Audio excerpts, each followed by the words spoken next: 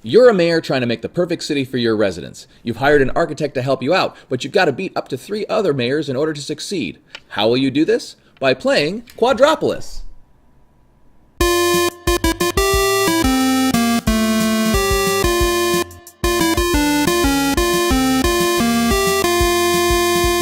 Hi, I'm Eliot Hochberg, and today on Board Game Bitz, I'm going to show you Quadropolis. It's a 2 to 4 player game where you're trying to build a city and make sure that all of the different areas are just the right proportions.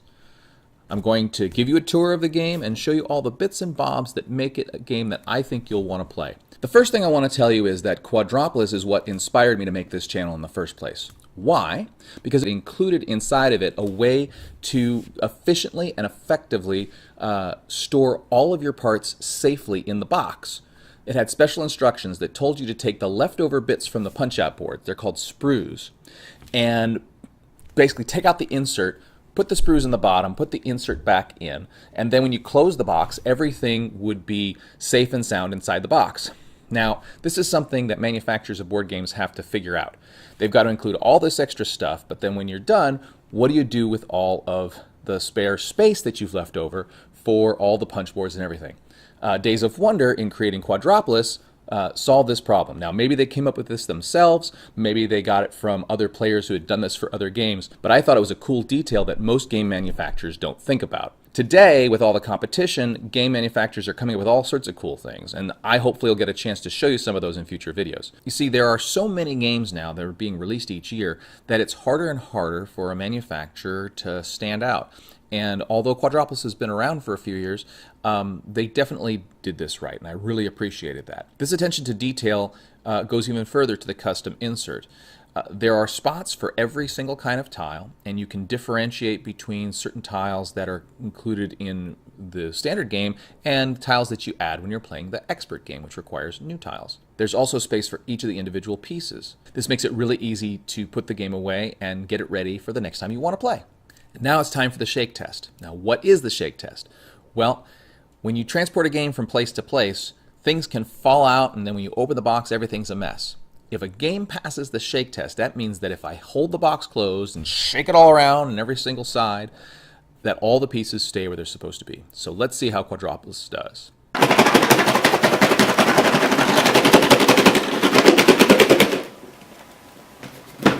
Now let's open up the box and see how we did. Look inside, and it looks like everything's in its place. Nothing fell out.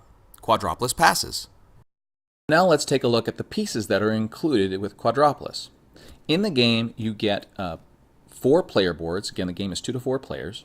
Each board has 2 different sides. So there's the classic and the expert side. They have a different number of city spaces on each side for those different modes. You get a main board. That's where you put all your city tiles, and it's just got some art on the back.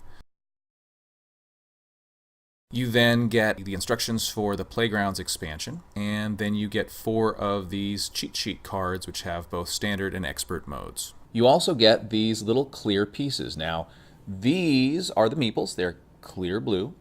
Then you get these little red octagonal bits that are the energy cubes. They power up certain of the squares, and you need them in order to make sure that each of the tiles is activated so you can get points.